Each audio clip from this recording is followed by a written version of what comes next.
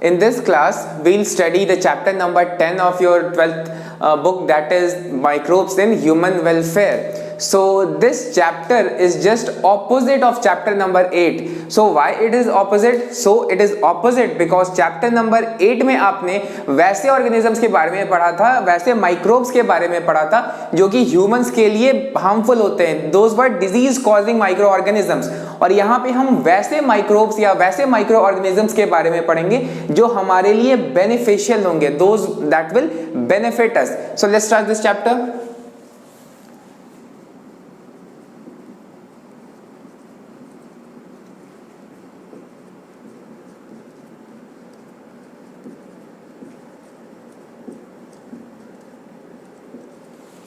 तो हम लोग इस चैप्टर को सेक्शन वाइज डिवाइड करके चलेंगे कि कौन कौन से कैटेगरीज में माइक्रोब्स हमें बेनिफिट करते हैं. तो सबसे पहला कैटेगरी हमारे घर में जो प्रोडक्ट्स बनते हैं उन्हीं का है. तो हमें पहले ये देखना है कि कौन कौन से हमारे घर के ऐसे प्रोडक्ट्स होते हैं जिनमें माइक्रोब्स का डायरेक्ट रोल है. और जो सबसे कॉमन प्रोडक्ट जो आप लोग हर दिन ऑलमोस्ट कंज्यूम करते होंगे, that is curd. So curd is one of the most common household product just after milk. तो मिल्क से लेकर के cheese and other things like idli, dosa and these things are prepared with the help of microbes only. So will see कि first of all household के अंदर हमें कौन कौन से माइक्रोब से बेनिफिट मिलता है. So first of all household products के केस में कौन कौन से माइक्रोब्स होते हैं.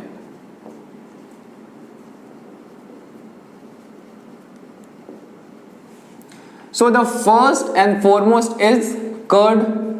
तो कर्ड का फॉर्मेशन कैसे होता है? Through the lactobacillus acidophilus bacteria. तो ये कर्ड में जो हमारा लैक्टोज होता है उसको कन्वर्ट करता है लैक्टिक एसिड में, और वो lactic acid that coagulates the protein and partially digest it. Therefore, digestion of curd is much easier as compared to digestion of milk. क्यों? क्योंकि यहाँ पर जो लैक्टोबैसिलस बैक्टीरिया है वो मिल्क को पहले ही पार्शियली डाइजेस्ट कर चुका है. That is why milk is tougher to digest as compared to curd.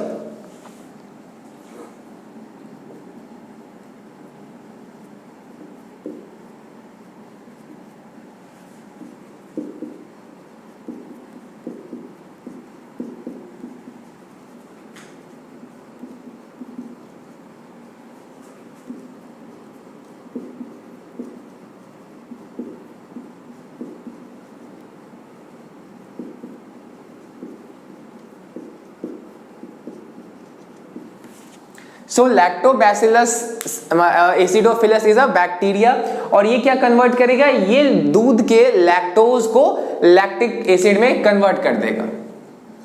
So what happens here is that lactose of milk is converted into lactic acid.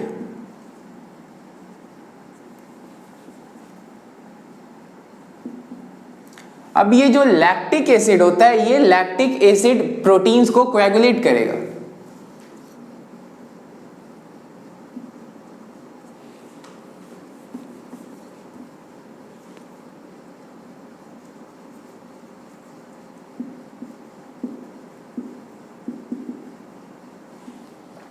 So that was the bacteria, that is lactobacillus.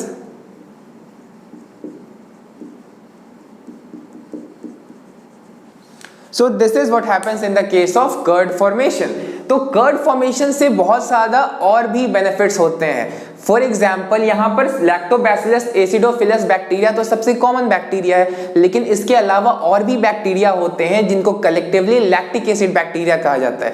और वो lactic acid bacteria हमारे alimentary canal में यानी कि mouth to anus वाले जो tract होते हैं उनमें हार्मफुल या डिजीज कॉजिंग माइक्रोब्स को भी रोकते हैं. एंड ऑल्सो कर्ड में मिल्क के कंपैरिजन में विटामिन B12 ज्यादा होता है.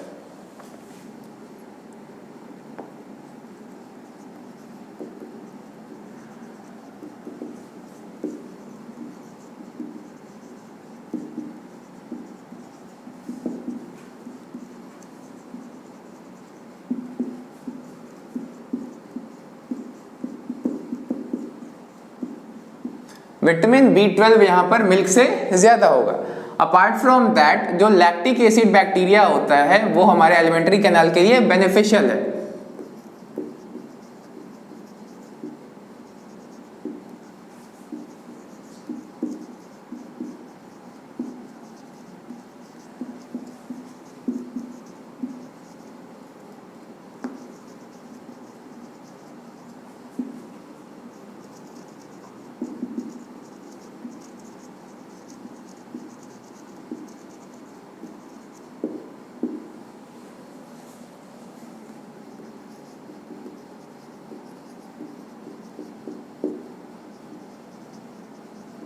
सो ये तो हुई बात कर्ड की।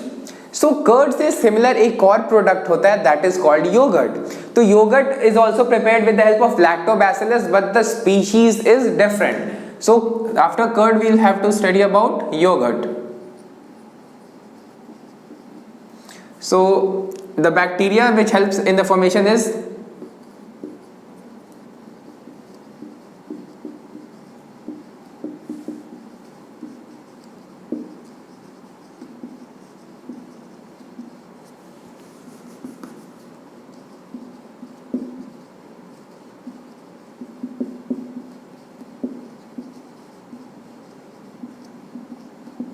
So Lactobacillus bulgaris helps in this case.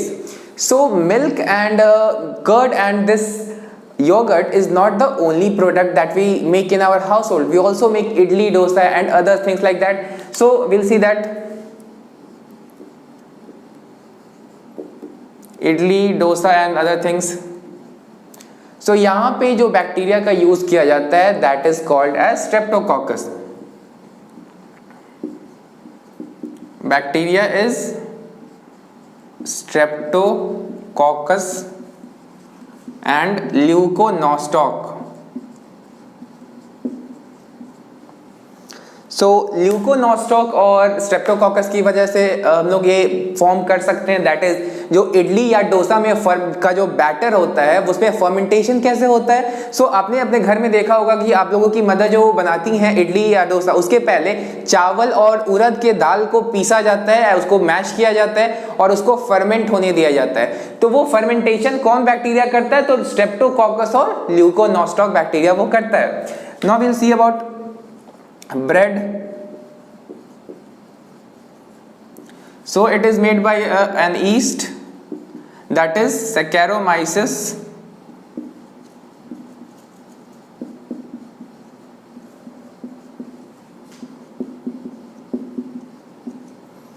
so therefore it is also called as baker's yeast because it is used in bakery. चाहे पिज़्ज़ा का बेस बनाना हो या फिर ब्रेड बनाना हो या फिर थिंग्स लाइक दैट, जो भी पाव बनते हैं ये तो इन सभी चीज़ों में क्या यूज होता है? Saccharomyces cerevisiae. That is why it is called as baker's yeast. If we see another item that is toddy and jalebi.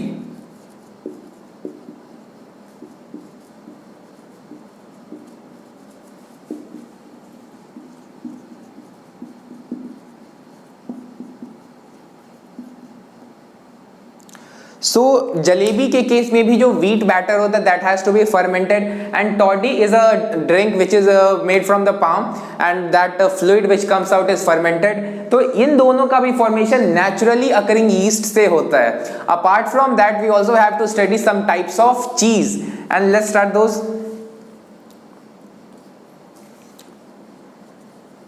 So the first type of cheese that we have to study is the Swiss cheese. So it is prepared by the bacteria Propionibacterium.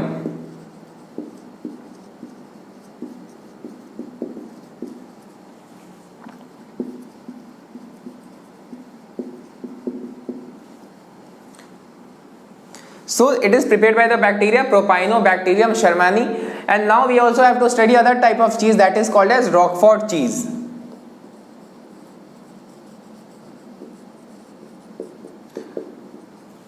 So it is prepared with the help of a fungus, that is fungus, and what is the name of the fungus is Penicillium roqueforti.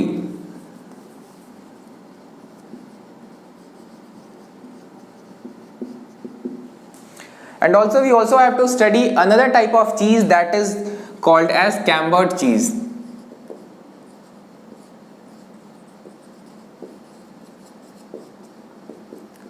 So it is also made with the help of fungus Penicillium, but the species is different and that is called as Camemberti.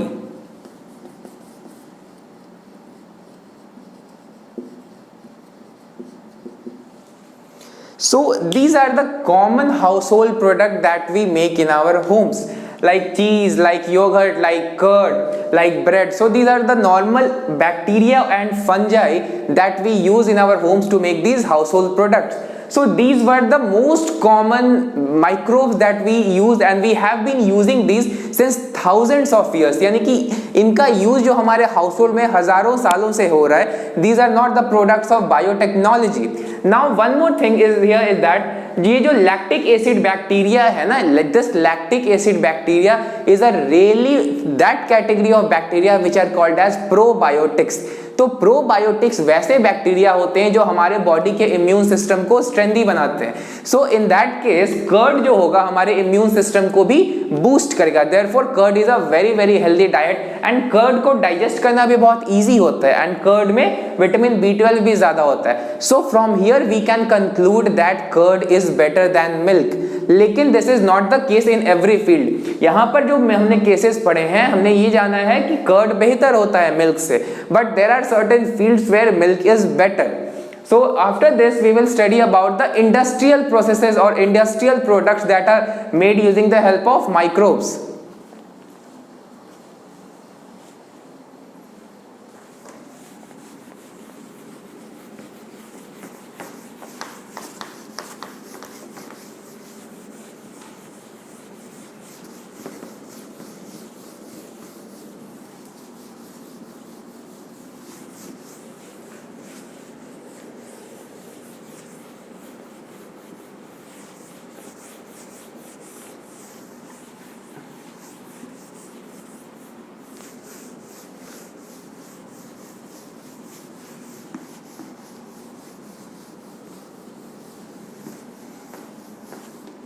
So now that was the household products. Now we come to the industrial products.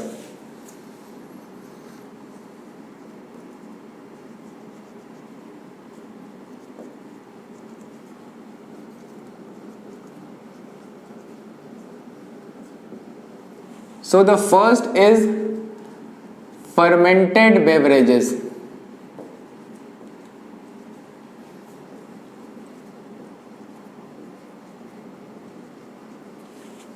तो सबसे common fermented beverage है that is alcohol और normally that is ethyl alcohol in chemistry. So यहाँ पर हम लोग किन के बारे में पढ़ेंगे तो विल स्टडी अबाउट दो अल्कोहलिक बेवरेजेस, फर्मेंटेड बेवरेजेस. तो हमें यहाँ पढ़ने हैं मेनली अल्कोहलिक. सो हम नॉर्मल जो बेवरेजेस जैसे टी एंड कॉफी होते हैं उन बेवरेजेस के बारे में यहाँ नहीं पढ़ रहे. यहाँ पे हम लोग सिर्फ और सिर्फ अल्कोहलिक के बारे में पढ़ रहे हैं. सो यहाँ पर भी हम यूज करते हैं यीस्ट का.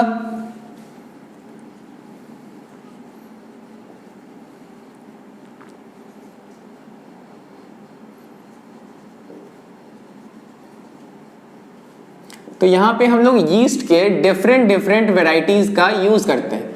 So let's see that.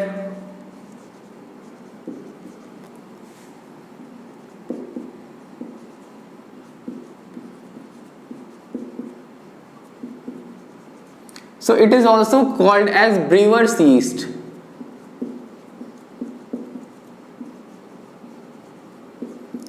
हमने जस्ट देखा था कि Saccharomyces cerevisiae को हमने बेकर्स यीस्ट भी बोला था. So this is used in both the cases, in the case of wine or alcoholic beverages and also in the case of bread formation. Otherwise इनके अलग अलग स्पीशीज भी हमें पढ़ने हैं. For example, Saccharomyces ellipsoidens.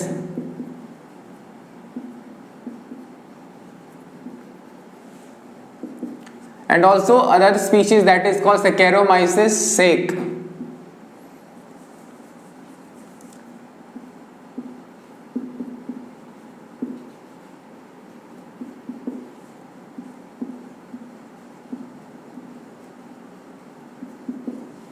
तो ये कॉमन स्पीशीज होते हैं यीस्ट के जिनका यूज किया जाता है वाइन फॉर्मेशन या फिर जो अदर अल्कोहलिक बेवरेजेस होते हैं.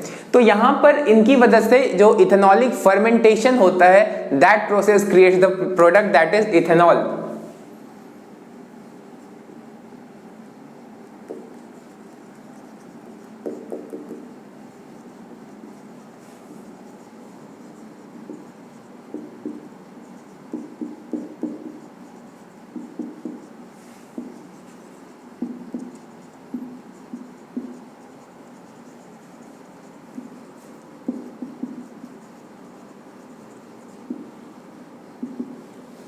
सो इथेनॉल जो होता है केमिस्ट्री में आप लोगों ने पढ़ा होगा, that is called as ethyl alcohol.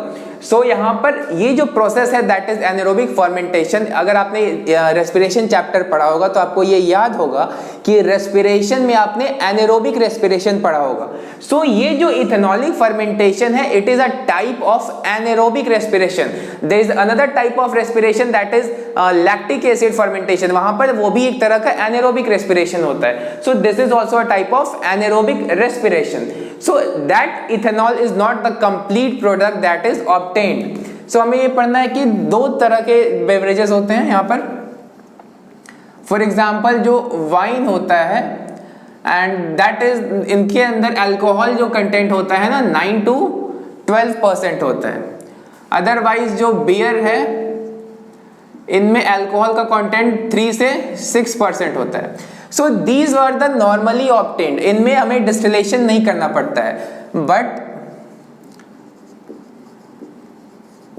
Jin, vodka, brandy are obtained by distillation. तो इनमें जो अल्कोहल का कंटेंट होता है ना वो काफी ज्यादा होता है as compare to the beer और वाइन। तो यहाँ पर अगर हम अल्कोहल कंटेंट की बात करें तो जिन एंड वोडका में अल्कोहल अप्रोक्सीमेटली 40% अल्कोहल के आसपास होता है यहाँ, और अगर ब्रांडी की बात करें तो इसमें 60% के आसपास या उससे भी ज्यादा हो सकता है अल्कोहल। और अगर हम यहाँ पे हमने परसेंटेज की बात कर ली है तो ये सारे क्या है alcoholic percentage.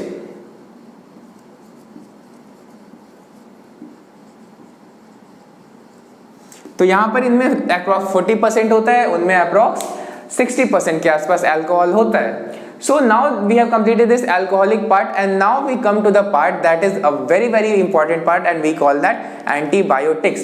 Antibiotics are the one of the most important industrial products obtained through microbes.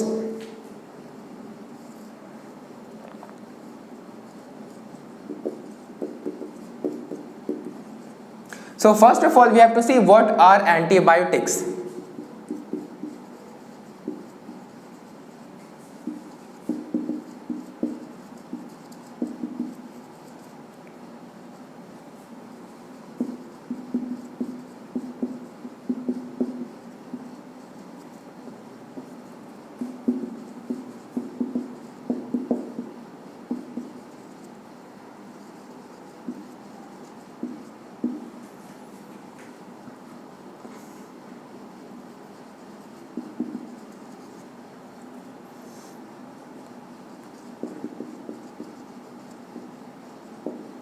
So first of all these are biochemicals which kill or inhibit the disease causing microbes. वैसे बैक्टीरिया वैसे virus या fungi जो हमें disease cause करेंगे उनको ये रोकेगा या फिर उन्हें किल कर देगा डायरेक्टली।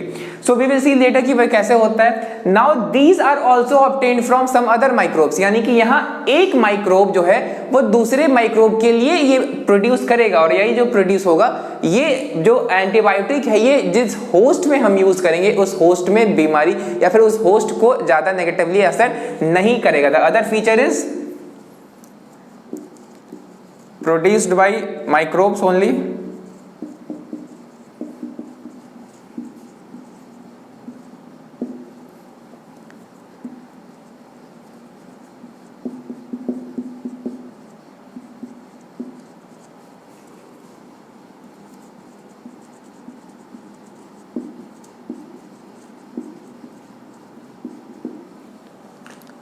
सो यहाँ पर कुछ माइक्रोब से बनेंगे दूसरे माइक्रोब्स के लिए जो कि डिजीज कॉज करते हैं। अपार्ट फ्रॉम दैट इनका एक बहुत ही इंपॉर्टेंट फीचर है कि since these are antibiotics these will work against some cells और प्रोसेसेस ऑफ सेल्स, तो ये हमें भी डैमेज कर सकते हैं। बट यहाँ पर ये कंडीशन है कि they should either cause very little damage और no damage to the host, यानी कि अगर हम किसी पर्सन को एंटीबायोटिक दे रहे हैं तो we will have to ensure कि उस पर्सन के ऑर्गन्स पे बहुत ज्यादा नेगेटिव असर ना हो। बट नॉर्मली हर एंटीबायोटिक के साइड इफेक्ट्स होते ही हैं, for example liver damage, kidney damage होते हैं, तो वैसे चीजें होती है, लेकिन वी सपोज कि एंटीबायोटिक जो है वो होस्ट को डैमेज ना पहुंचाए। Now we come to the part that is the first antibiotic.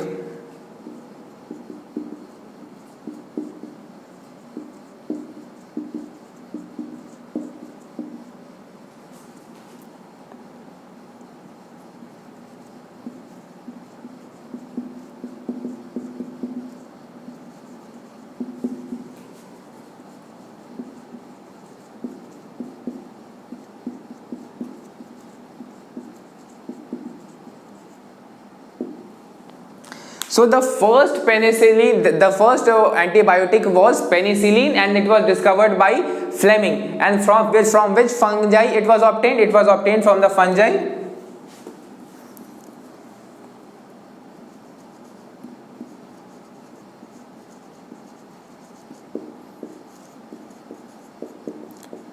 Penicillium notatum. This is the species of the fungi. तो 1928 में ये एक्सपेरिमेंट कर रहे थे स्ट्रेप्टोकोकस पे, एंड इन्होंने देखा कि जहां पर इस फंजाई का एक्सट्रैक्ट गिरा है वहां पर जो अदर बैक्टीरिया है वो ग्रो नहीं कर पा रहे हैं। तो इसका मतलब क्या हुआ कि ये जो केमिकल है that is the penicillin, it will inhibit the growth of those bacteria. तो इसका मतलब ये होता है कि it could be used as a stopping और inhibiting agent for those bacteria in the other organisms. तो इससे पहले कोई भी एंटीबायोटिक के बारे में डिस्कवरी नहीं हुआ था, but this was not the final. इसके बाद दो अदर साइंटिस्ट थे, that is their name was Chain and Florey. Penicillin का जो कमर्शियल यूज है या फिर मेडिकल यूज है, एक्चुअली वो किसके द्वारा किया गया था? उन्हीं चेन एंड फ्लोरी नाम के साइंटिस्ट के द्वारा किया गया था।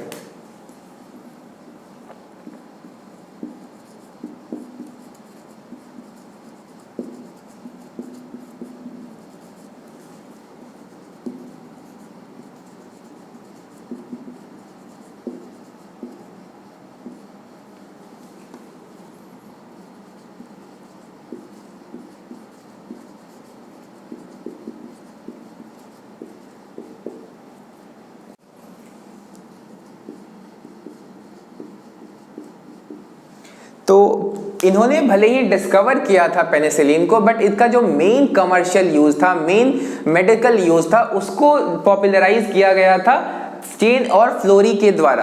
अब चेन और फ्लोरी को इसी डिस्कवरी की इसी मेडिकल एप्लीकेशन की वजह से 1945 में इन तीनों को, फ्लोरी, चेन एंड फ्लेमिंग, इन तीनों को 1945 में नोबेल प्राइज दिया गया था, because this medicine was really crucial in treating the American wounded soldiers in 1945। You must be knowing कि 1945 में वर्ल्ड वॉर 2 का लास्ट ईयर चल रहा था, तो उस टाइम पे lots of soldiers were wounded और injured, and this antibiotic was a very crucial medicine to treat them. So because of this medicinal purpose, these three were awarded the Nobel Prize. Now we'll see how these antibiotics act and what could be their side effects.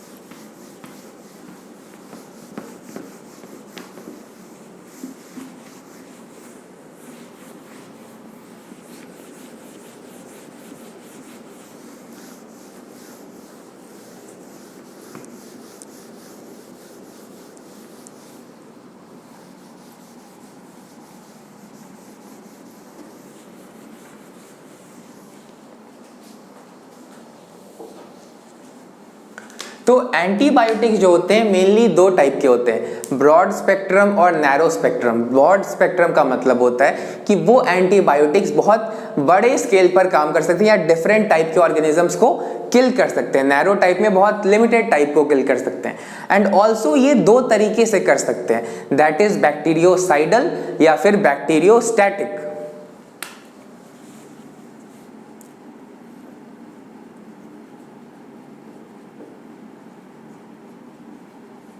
सो यहां पर ये दो type के होंगे, that is broad spectrum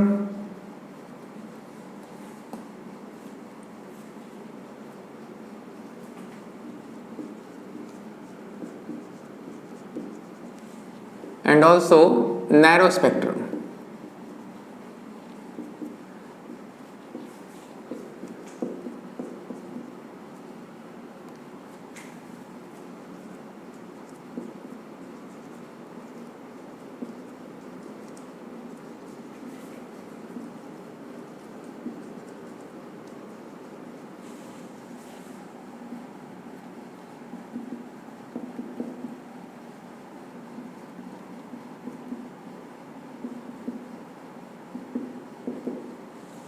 so ये होते हैं mainly. इसके अलावा कुछ स्पेसिफिक भी एंटीबायोटिक्स होते हैं जो कि एक सर्टेन कैटेगरी के लिए ही यूज करते हैं। So we will later see those in other chapters, in the chapter that is biomolecules. So antibiotics तो हो गए। Now we come to the part where how antibodies act. So mode of action,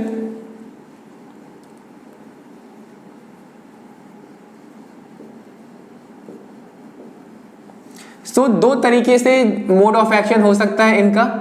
पहला है bacteriocidal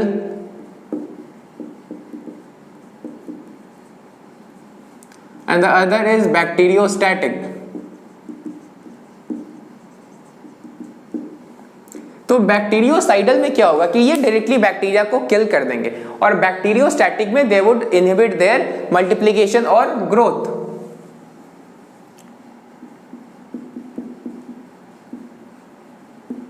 इस case में antibiotic जो है वो सीधा बैक्टीरिया को किल कर देगा, और इस केस में inhibits the growth.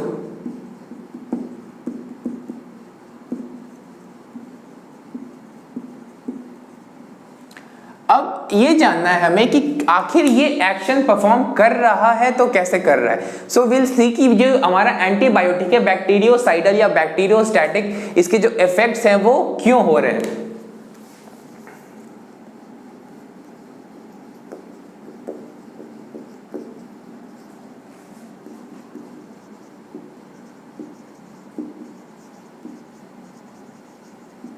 So antibiotic बहुत तरीके से काम करते हैं।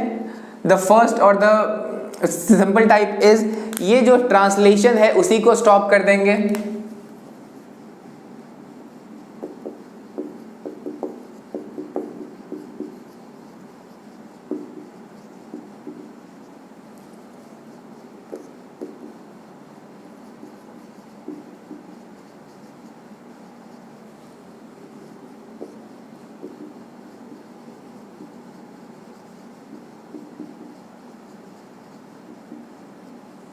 तो ऐसे ऐसे बहुत तरीकों से जो बैक्टीरिया के लिए एक्शन हो रहा है एंटीबायोटिक का वो हो सकता है। बहुत अलग अलग टाइप्स के भी ये चीज परफॉर्म किए जा सकते हैं।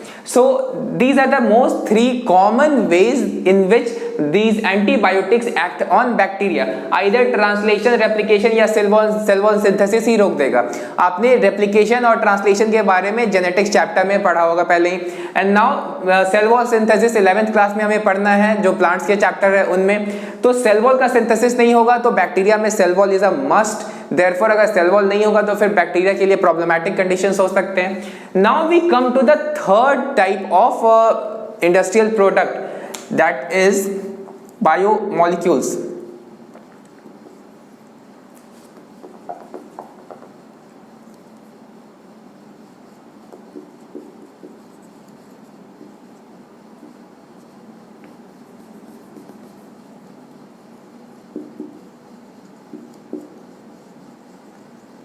तो दो तरह का इंडस्ट्रियल प्रोडक्ट हमने देख लिया। पहला था alcoholic beverages and now second वाला था antibiotics. Now we come to the third part जिसमें कि एंजाइम्स या बायोमोलिक्यूल्स का सिंथेसिस होता है। तो यहाँ पे बहुत ज्यादा बैक्टीरिया के बारे में हमें नहीं पढ़ना है, कुछ लिमिटेड नंबर में पढ़ने हैं। फॉर एग्जाम्पल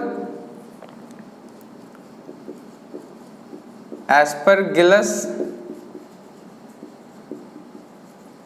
नाइगर, तो ये सिंथेसाइज करता है सिट्रिक एसिड।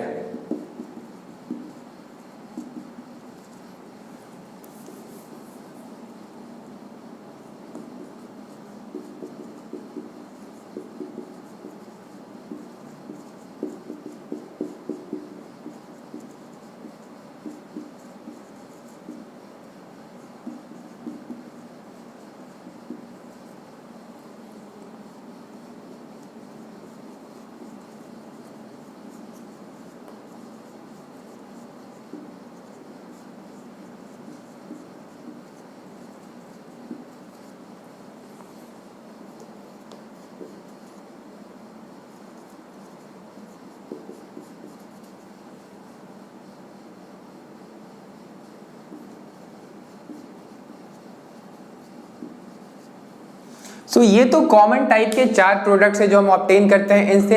इनके अलावा और भी अलग तरह के एंजाइम्स होते हैं, for example those lipases, अमाइलेजेस, proteases, तो उन्हें भी देखना है कि वो आखिर किसके द्वारा फॉर्म होते हैं। फॉर एग्जांपल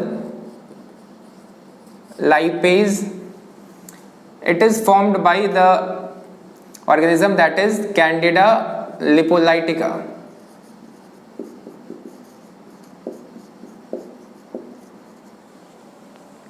Also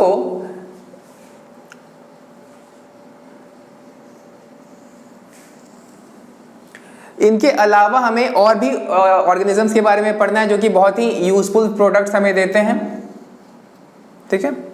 सो इनके अलावा 2 और एंजाइम्स है, those are very very important, like proteases and amylases. So ये जो प्रोटीएजेस होते हैं, these are secreted by Aspergillus and Bacillus.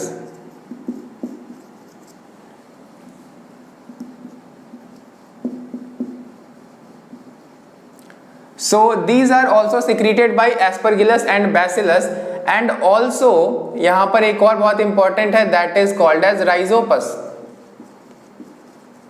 So these are 3 very important enzymes which are secreted by these bacteria और fungi.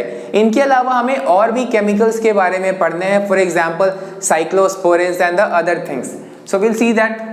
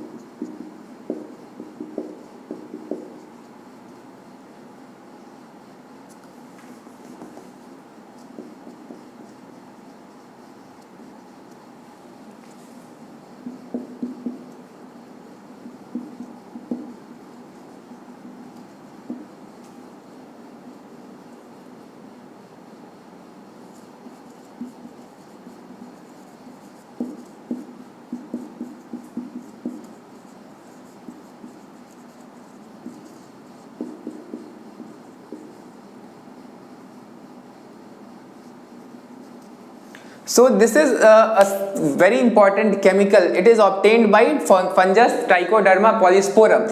तो इसका function क्या होता है कि जब ऑर्गेनिजम्स में ऑर्गन का ट्रांसप्लांट किया जाता है, तो हमने ह्यूमन हेल्थ एंड डिजीजेस में टी लिम्फोसाइट का फंक्शन देखा था कि ये सेल को रिकॉग्नाइज कर सकता है कि उनमें क्या फंक्शन, या अपने सेल है या बाहर के सेल है, एंड लाइकवाइज वो उन्हें किल कर सकता है। तो ये क्या करेगा कि टी लिम्फोसाइट को एक्टिवेट ही नहीं होने देगा। अगर टी लिम्फोसाइट एक्टिवेट नहीं होंगे तो टी लिम्फोसाइट जो दूसरा ऑर्गन आया है उसे किल नहीं करेंगे। तो this is obtained by trichoderma polysporum. Now we come to the other molecule.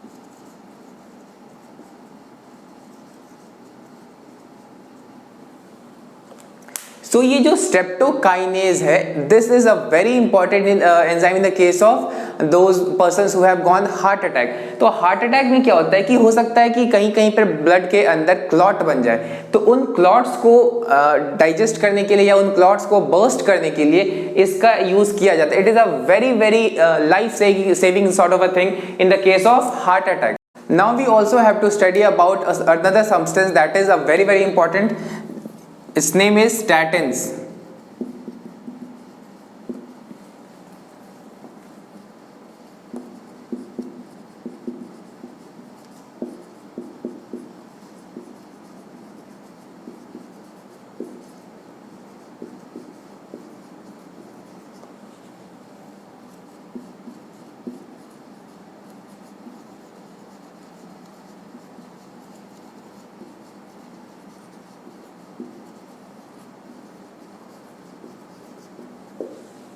तो हमारे ब्लड में कोलेस्ट्रॉल का लेवल अगर बहुत ज़्यादा बढ़ जाता है तो that is very very harmful. So this statin helps in lowering that cholesterol. तो हमारे ब्लड में कोलेस्ट्रॉल का लेवल मेंटेन करने के लिए this statin is a very very important substance. So this is obtained from Monascus purpureus. Now we have completed the industrial application of microbes. Now we will come to the part where the microbes are useful in our other aspect. Now we will study about the sewage treatment plants. तो sewage treatment plants में क्या होता है कि जो शहरों से नाले का पानी बहता है उस पानी को ट्रीट किया जाता है and then after that water is released to the water bodies like rivers and other things. So अगर डायरेक्टली हम लोग नालों के पानी को डायरेक्टली अगर नदी में जाने दिया जाए तो वहां पर उससे इतना पोल्यूशन होगा कि एक्वेटिक एनिमल्स मर सकते हैं। सो फॉर प्रिवेंटिंग पोल्यूशन यहाँ पे हम लोग सीवेज को पहले ट्रीट कर लेंगे एंड देन उसका जो वाटर होगा उसको रिवर में फ्लो करने देंगे।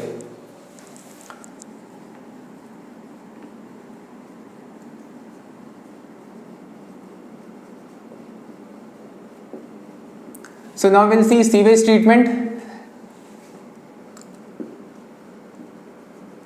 तो सीवेज का जो ट्रीटमेंट होता है या सीवेज वाटर कह सकते हैं वो सीवेज ट्रीटमेंट प्लांट्स के अंदर में होता है। तो यहाँ पर अलग अलग स्टेप्स पे ट्रीटमेंट होता है। तो जो सबसे पहला ट्रीटमेंट है that is called as primary treatment.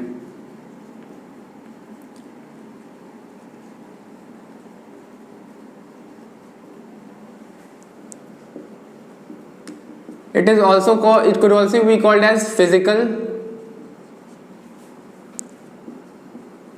separation. तो इसमें क्या होता है कि जो सीवेज वाटर होता है उनमें बहुत सारे सॉलिड सब्सटेंसेस भी होते हैं, कुछ फ्लोटिंग सब्सटेंसेस भी होते हैं और जो डर्टी वाटर होता है वो भी होता है। तो फर्स्ट ऑफ ऑल यहाँ क्या किया जाएगा, जो फ्लोटिंग पार्ट होगा उसको फिल्टर किया जाएगा और उसके बाद दैट वाटर को बहुत देर तक स्टिल रखा जाएगा जिससे कि जो सॉलिड पार्ट है वो सेडिमेंट होके नीचे सेटल हो जाए। सो फर्स्ट ऑफ ऑल यहाँ क्या होगा कि फिल्ट्रेशन,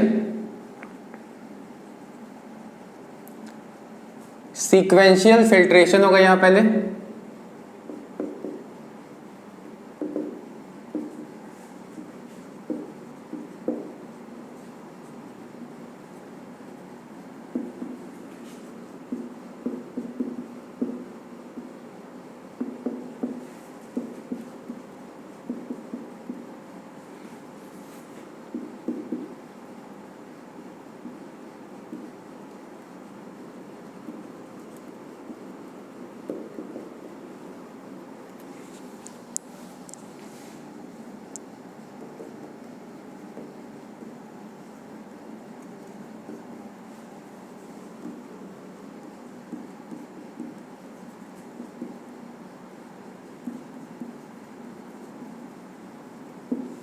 तो this will be the first step. तो यहाँ पे क्या किया गया कि जो पानी में फ्लोटिंग डेब्रीज था उसको सीक्वेंशियल फिल्टर कर लिया गया।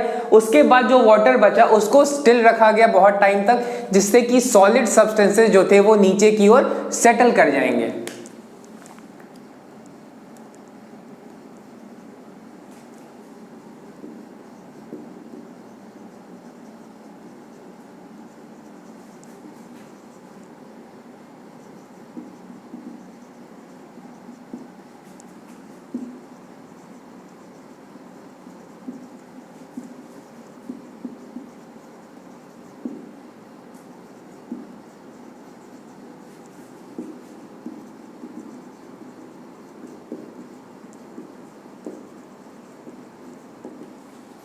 तो इस प्रोसेस में हमें दो चीज ऑब्टेन हुआ, नीचे में जो सॉलिड मटेरियल था वो सेटल्ड था और उस पर ऊपर जो फ्लूइड था that is called as primary effluent. So this primary effluent का ट्रीटमेंट अब हमें करना है और जो ट्रीटमेंट प्राइमरी एफ्लुएंट का होगा that will be called as secondary treatment.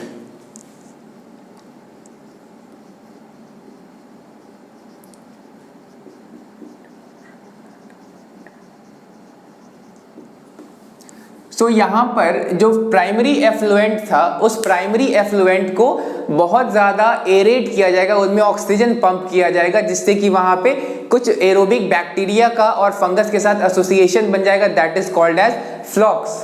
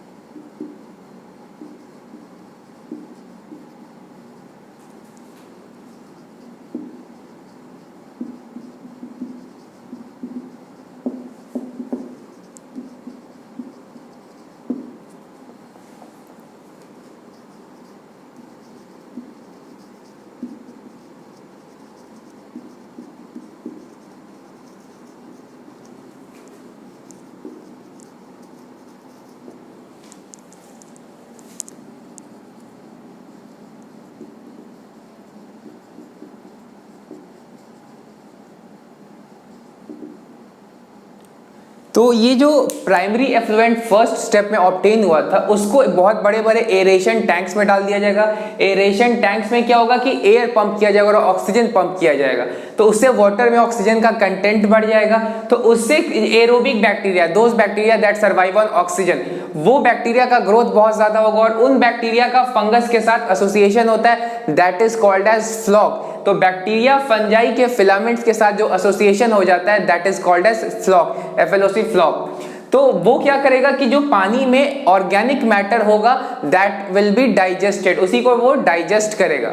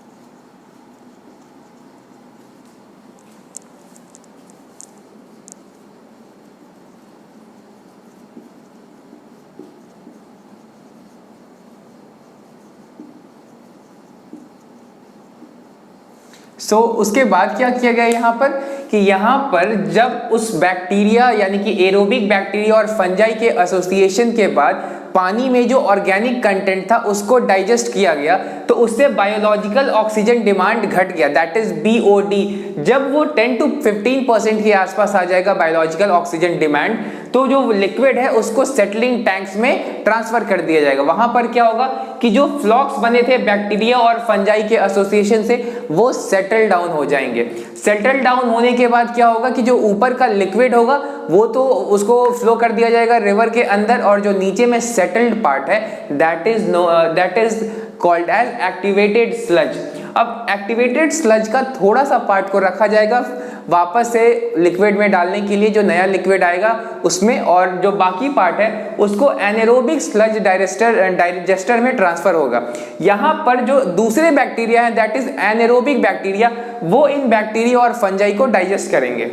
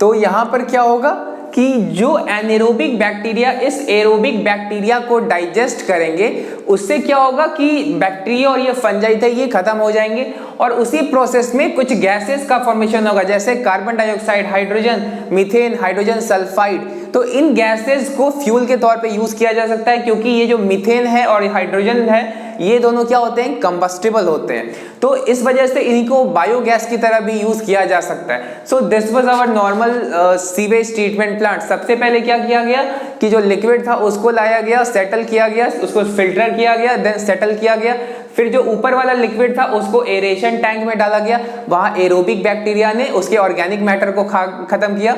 उसके बाद जो फ्लॉक बचा उसको सेटल किया गया, फिर नीचे जब सेटल हो गया तो ऊपर वाले लिक्विड को वापस पास कर दिया गया नदी के अंदर, और नीचे वाला जो स्लज था उसे हम एक्टिवेटेड स्लज कहते हैं। एक्टिवेटेड स्लज को थोड़ा सा पार्ट वापस से पंप किया जाता है इनोक्यूलम के तौर पे, और उसके बाद क्या किया जाता है कि जो बचा हुआ स्लज है उसको एनारोबिक स्लज डाइजेस्टर में ट्रांसफर किया जाता है। यहाँ पर एनारोबिक बैक्टीरिया इस एरोबिक बैक्टीरिया को डाइजेस्ट कर देंगे और फिर उसी प्रोसेस में कुछ गैसेस का फॉर्मेशन होगा जिन्हें हम फ्यूल के तौर पे यूज कर सकते हैं। This was a very quick summary of our sewage treatment plants.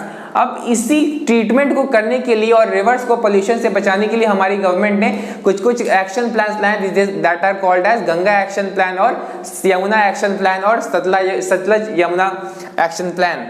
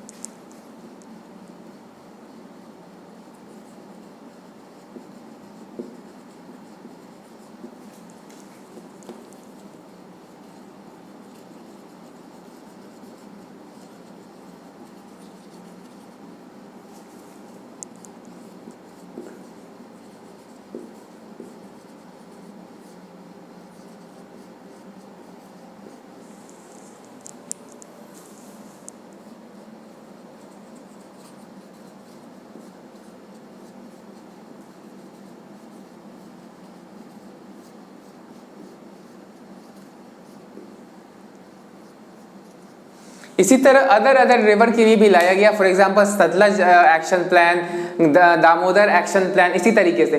तो इन एक्शन प्लान्स में क्या था कि इसी तरह से सीवेज ट्रीटमेंट प्लांट्स बनाने थे जिससे कि रिवर्स का जो पोल्यूशन है वो कम हो सके। Now we will study about those biogas formation.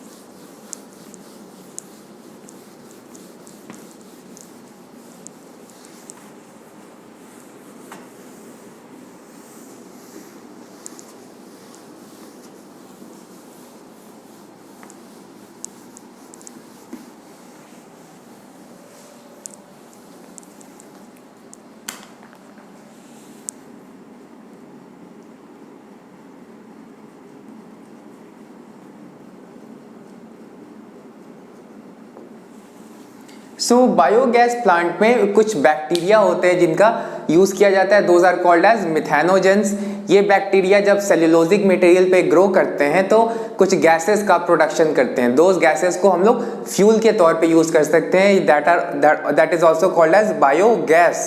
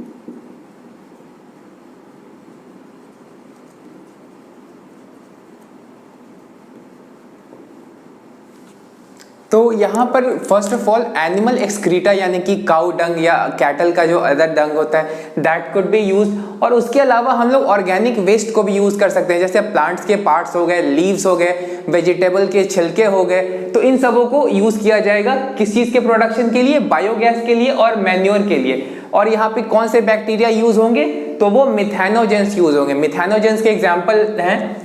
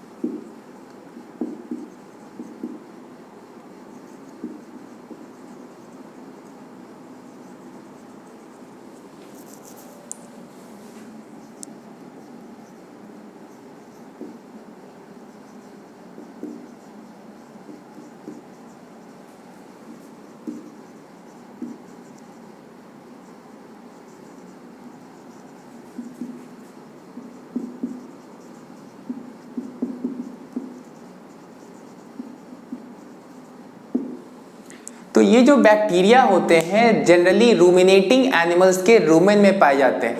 So actually रूमिनेटिंग animals वो होते हैं जो अपने खाने को खाने के बाद वापस मुंह में लाके उसे डाइजेस्ट करते हैं या फिर उसे च्यू करते हैं। तो ऐसे एनिमल्स के स्टमक में एक चेम्बर नहीं बहुत चेम्बर होते हैं। For example omasum, abomasum, rumen and other chambers also. So यहाँ पर ये जो रूमेन होता है इसी के अंदर ये जो बैक्टीरिया होते हैं मिथेनोकॉकस, मिथेनोबैक्टीरियम, ये रहते हैं और वहां पर वो इन गैसेस का प्रोडक्शन करते हैं। क्योंकि जो रूमिनेटिंग एनिमल्स होते हैं दे mainly eat grasses and leaves. तो ग्रासेस और लीव्स में क्या होता है, सेल्यूलोज होता है। तो सेल्यूलोजिक मटेरियल को जब ये डाइजेस्ट करते हैं तो ये गैसेस प्रोड्यूस करते हैं। तो गोबर गैस प्लांट में या फिर बायोगैस प्लांट में क्या होता है कि उसी डंग को एक डिप्रेशन में अर्थ के अंदर डाल दिया जाता है, फिर उसको ऊपर से टोटली कवर कर दिया जाता है और फिर उसको वहीं पर डाइजेस्ट होने के लिए छोड़ दिया जाता है, जिसकी वजह से गैसेस का प्रोडक्शन होता है।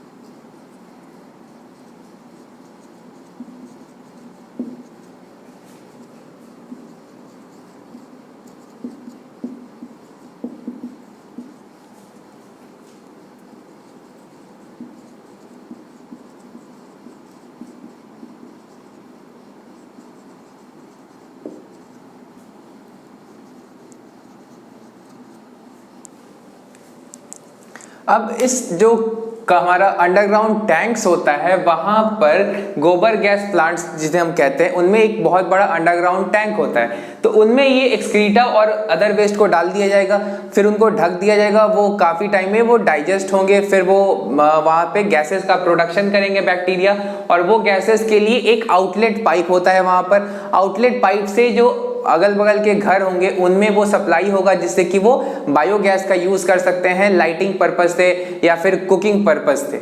और जो नीचे में स्लरी बच जाएगा, जो डाइजेस्टेड कंपोनेंट बच जाएगा, that will be used as manure.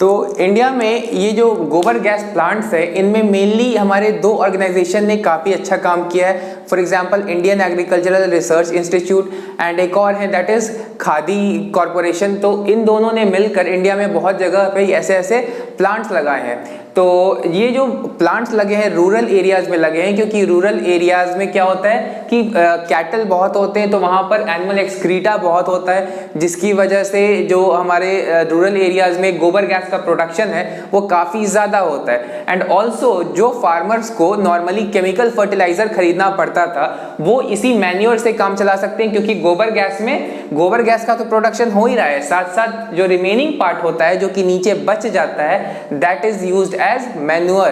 तो ये तरीके से गोबर गैस का डबल यूज हो रहा है, कुकिंग और लाइटिंग पर्पस से भी और मैन्योर के तौर पे भी उसका यूज किया जा रहा है। Now we will come to the part where biological और microbial agents are used for species specific target of pest.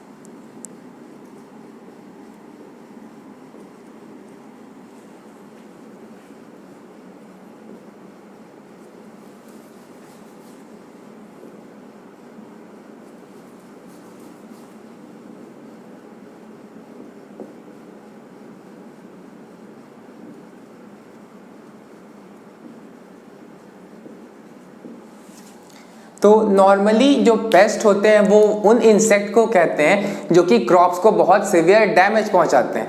तो अगर हम नॉर्मल पेस्टिसाइड का यूज करते हैं ना, तो बहुत ज़्यादा पेस्ट जो कि हमारे लिए बेनिफिशियल भी होते हैं उनको भी वो किल कर देता है, तो दैट इज अ लॉस।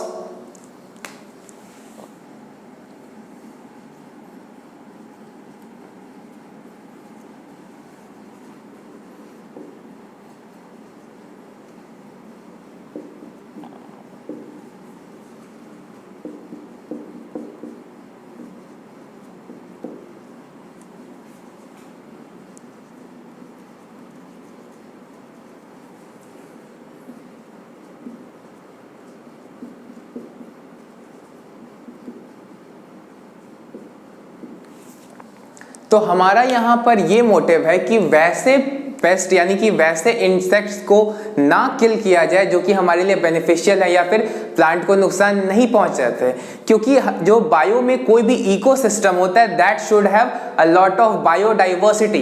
तो अगर हम पेस्टिसाइड का यूज करते हैं तो बायोडाइवर्सिटी कम हो जाएगा और किसी भी इकोसिस्टम को हेल्दी होने के लिए ज्यादा से ज्यादा बायोडाइवर्सिटी की जरूरत होती है। तो इसीलिए यहाँ पर हम लोग बेसिकली क्या करेंगे कि ऐसे मेथड्स को यूज करेंगे जिससे कि बायोडाइवर्सिटी भी मेंटेन रहे और हमारा क्रॉप्स का डैमेज भी ना हो। तो यहां पर हम लोग नॉर्मल इंसेक्ट को, सारे इंसेक्ट को नहीं किल करेंगे, कुछ ही इंसेक्ट को किल करेंगे एग्जाम्पल के तौर पे, या फिर फर्स्ट ऑफ ऑल यहां पर हम लोग नेचुरल प्रेडेटर्स को यूज करेंगे।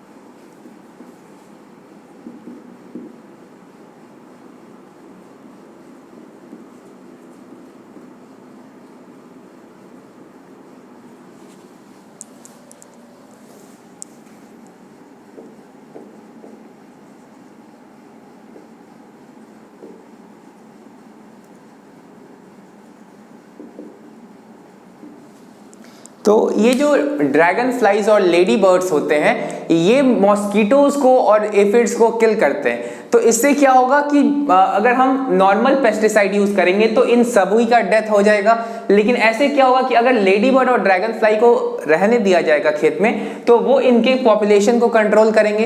तो इस तरह के मोटिव्स को हम लोग कहते हैं इंटीग्रेटेड पेस्ट मैनेजमेंट। इसके और भी एग्जांपल्स हमें पढ़ने हैं।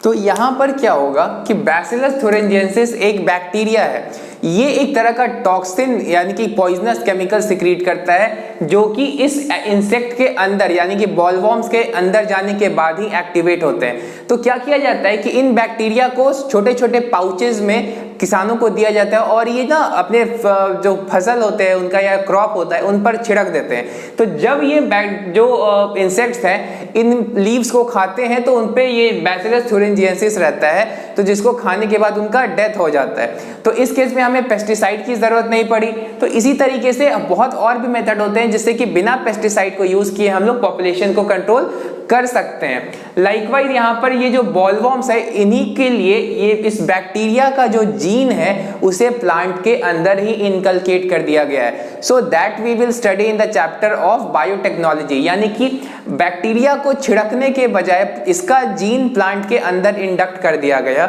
जिससे कि वो प्लांट खुद ही टॉक्सिन बनाने लगेगा और वो टॉक्सिन जब बॉलवॉर्म्स उसके पत्तों को खाएंगे तो उनके अंदर जाएगा और फिर उन बॉलवॉर्म्स का डेथ हो जाएगा। लेकिन वो मेथड हमें पढ़ना है बायोटेक्नोलॉजी में, that is the next chapter. इसके अलावा और भी टाइप्स हैं। Example,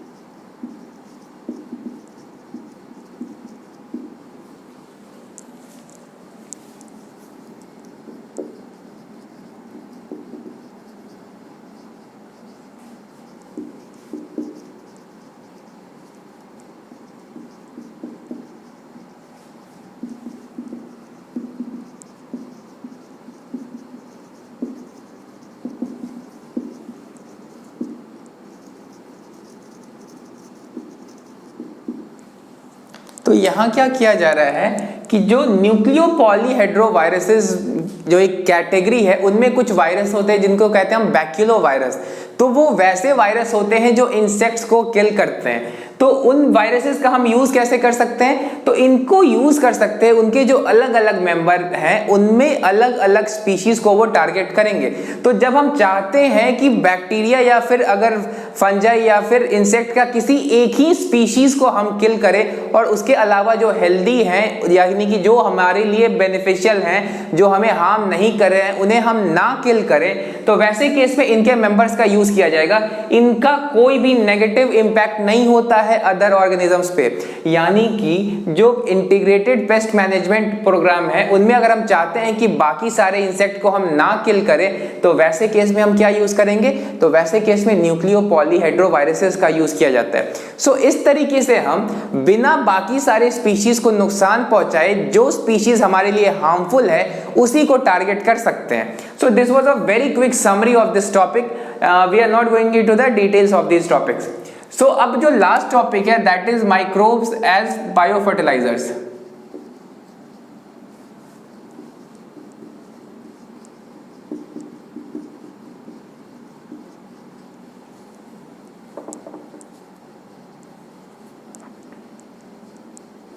Example is nitrogen fixing bacteria,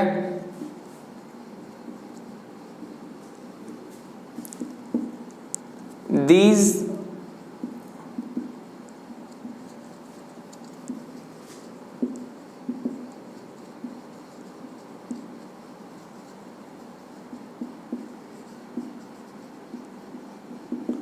तो 11th क्लास में आपने मिनरल न्यूट्रिशन में या फिर जो प्लांट न्यूट्रिशन वाला चैप्टर था उसमें ये पढ़ा होगा कि जो नाइट्रोजन फिक्सिंग बैक्टीरिया होते हैं ये सॉइल में नाइट्रेट्स का कंसंट्रेशन बढ़ा देते हैं जिससे कि प्लांट्स को नाइट्रेट्स को एब्जॉर्ब करने में आसानी होता है। सो इन बैक्टीरिया के एग्जाम्पल्स हमें पढ़ने हैं।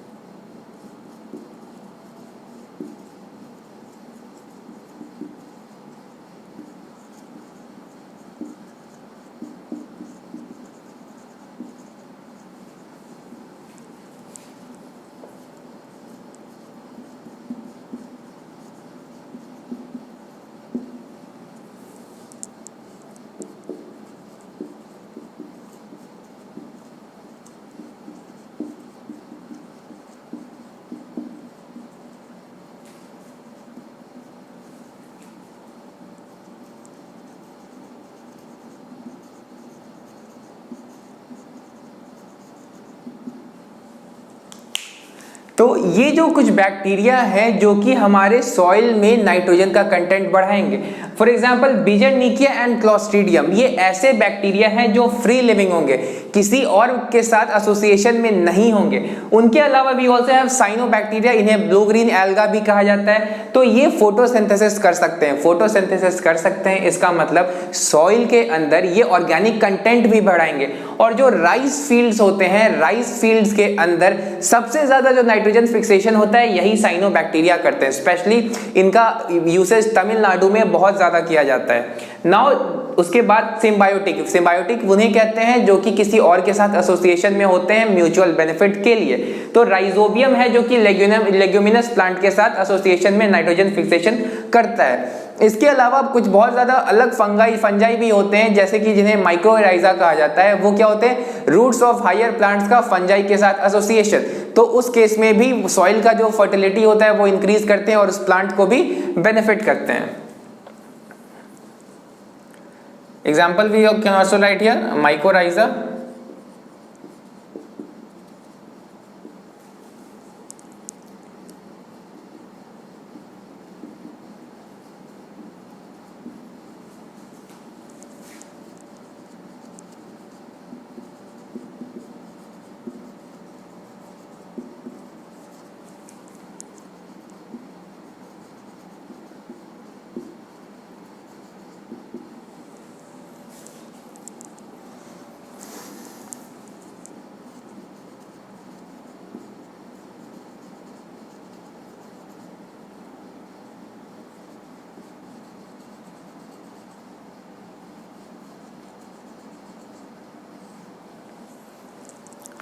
तो ये जो माइकोराइजा है ये फंजाई का एसोसिएशन होता है roots of higher plants in the sense gymnosperms as well as angiosperms. तो जो सबसे कॉमन जीनस है जिसमें ये पाया जाता है that is mycorrhiza, that genus is called as Glomus genus. So hereby we have completed this section, that is हम यहाँ पर माइक्रोब्स को किस तौर पे यूज कर रहे हैं, बायो फर्टिलाइजर के तौर पे। अब बायो फर्टिलाइजर का जो मेन रिजल्ट है that is called as organic farming. तो ऑर्गेनिक फार्मिंग में हम लोग केमिकल फर्टिलाइजर्स का यूज नहीं करना चाहते हैं जिससे कि इन्वायरमेंट पे असर, जो नेगेटिव इम्पैक्ट पड़ता है इन्वायरमेंट पे वो ना हो। सो उस इन्वायरमेंट पे नेगेटिव इम्पैक्ट से बचाने के लिए हम लोग इनको फर्टिलाइजर के तौर पे यूज कर सकते हैं। So these were the normal bacteria and fungi which are used in the case of nitrogen fixation and also with the association of higher plants. So hereby we have completed this chapter. This was a very quick summary of this chapter. I know I have not gone into the detail of any of the sections because it is a crash course class, and therefore I have just summarized and briefly stated every point. So this type of content would be really helpful for you for a quick revision.